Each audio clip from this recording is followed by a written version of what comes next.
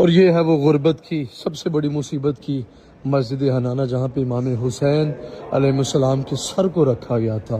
حنانہ عربی زبان کا لفظ ہے جس کا مطلب ہے رونے والی جگہ، رونے والی مسجد۔ جب امام حسین علیہ السلام کا سر آیا تھا کوفہ شہر میں، کربلا سے اسیران کربلا کو قید کر کے لائے تھے، تو اسی جگہ پہ امام حسین علیہ السلام کے سر کو کچھ لمحات کے لیے رکھا گیا تھا۔